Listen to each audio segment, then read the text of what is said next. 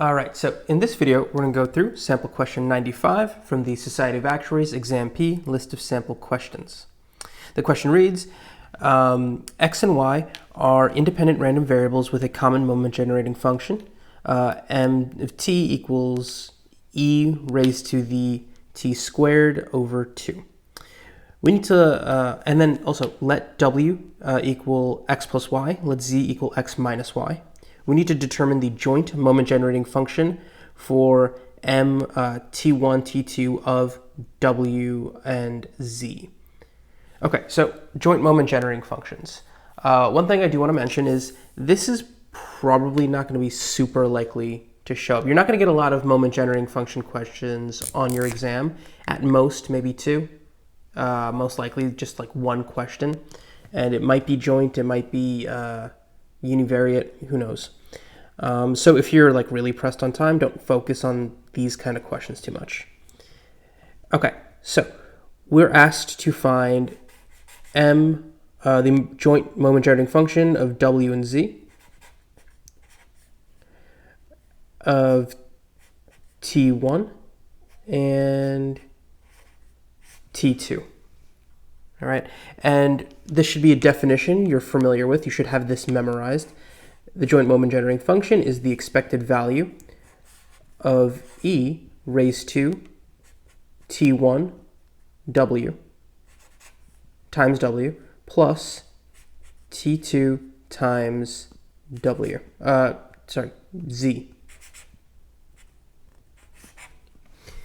Okay, now this question is going to largely just be algebra, right? So this is the same thing as the expected value of e raised to the t1 multiplied by x plus y plus t2 multiplied by x minus y. And we can make those replacements because that's what's given in the question. And I'm just going to multiply out. Right, so this is going to be expected value of e t1 times x plus t1y plus t2x minus t2y. Now, I'm given the moment generating functions of x and y, so what I'm going to do is kind of split this up and bring the x's to just 1/2 and the y's to the other half. So this becomes the expected value, e raised to t1x plus t2x plus t1y minus t2y. And I split this up, or sorry, I factor. This becomes e raised to, or expected value of e raised to the x, t1 plus t2 plus the plus y t1 minus t2. And then I can apply just a simple rule from an old algebra class you probably took way back in high school. And this becomes the expected value of e to the x t1 plus t2, I wish plus signs didn't look like t's, multiplied by e raised to the y t1 minus t2. And due to independence, right, here's a very important word, because they're independent, the expected value of this product is the product of their individual expected values. So this is equal to the expected value of e raised to, and I'm just going to switch, multiplication's commutative, so I'm going to switch their placement, just so something makes sense a little bit later.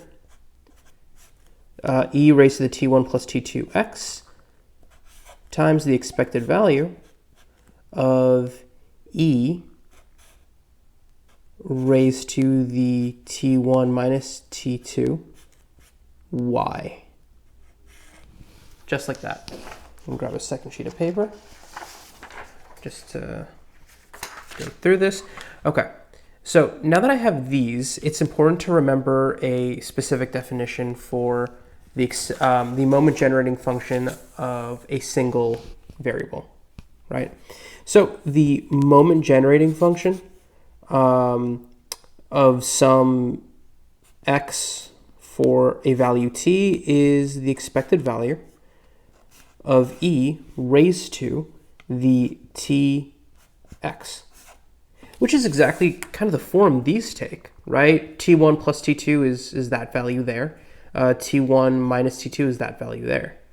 Okay, so these are the moment generating functions for x and y. We're given that both x and y have this following moment generating function, so we substitute, right? So let's see if I can frame this here. This is equal to, let's see, e raised to the t1 plus t2 squared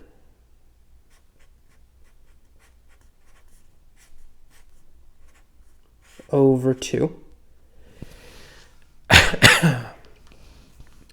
And that's multiplied by e raised to the t1 minus t2 squared. And that's also over 2. Okay, now we can combine these, right, because we only have one e value there. So this is going to become e raised to the t1 plus t2 squared over 2 times e raised, or just should be plus t1 minus t2 squared over 2. And this is just honestly going to be a bit of algebra, just trying to simplify everything. So I'm going to open up these. This should be t1 squared plus 2 t1 t2 plus t2 squared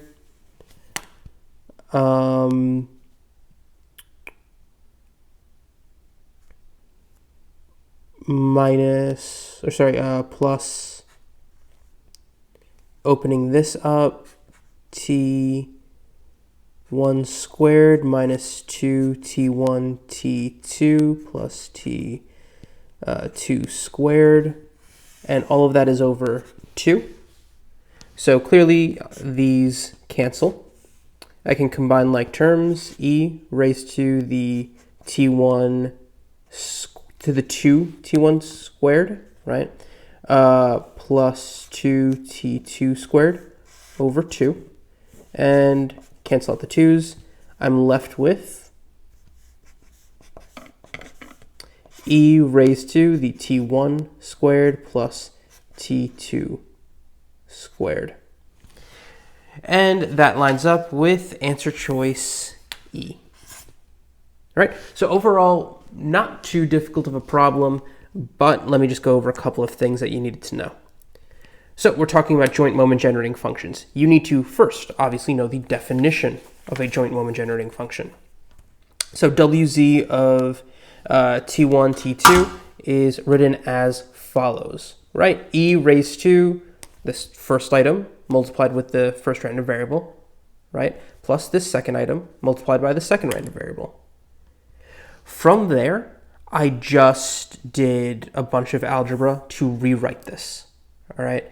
So we only used one concept from probability. The second concept comes in here, right? When I have independent random variables and I'm taking the expected value of like a product of them, I'm able to write them as a product of their individual expected values, right? There should be some formula that you have memorized. So that's our second actual probability theory concept.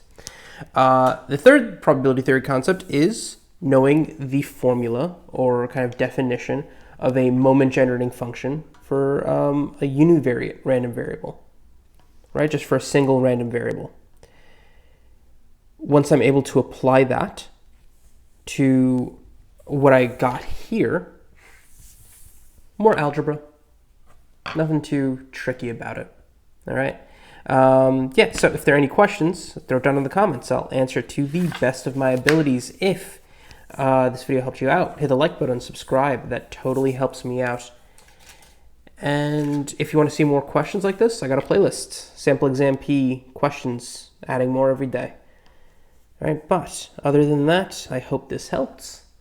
Thanks for watching.